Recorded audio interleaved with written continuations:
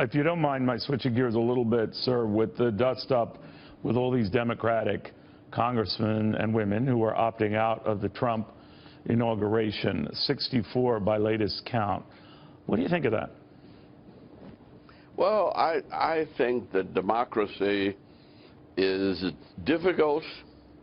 It has its messy side, but it's the best method of getting along with people with whom you disagree. And I was picketed my very first day as mayor of Atlanta. And I was picketed by all of the people of the civil rights movement, many of whom I had trained and gone to jail with and been beaten up with.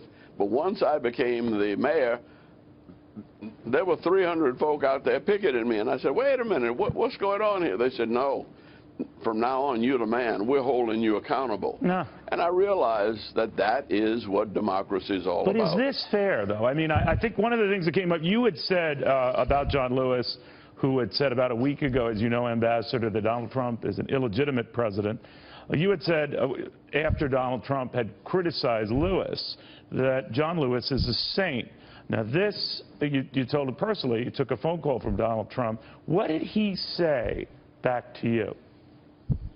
No, I said, look, this is a time of extremely difficult change. We were not, including President-elect Trump, nobody anticipated the world making the shift that it did.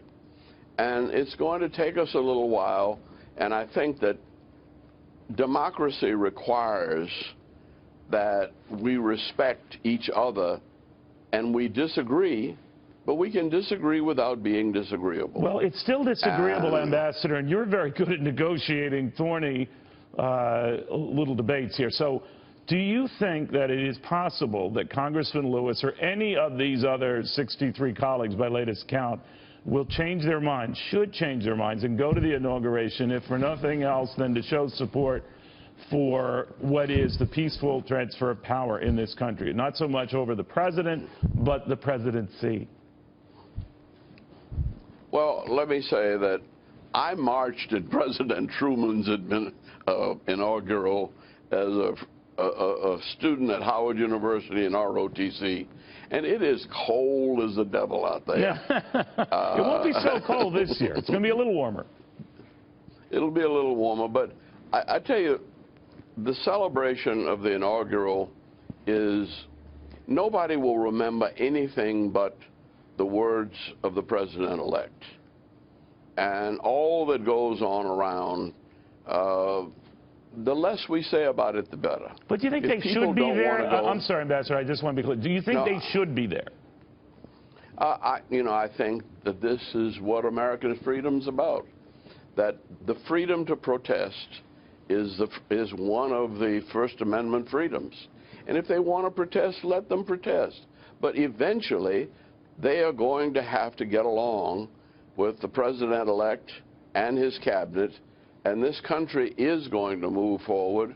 But they have a lot of followers, you know.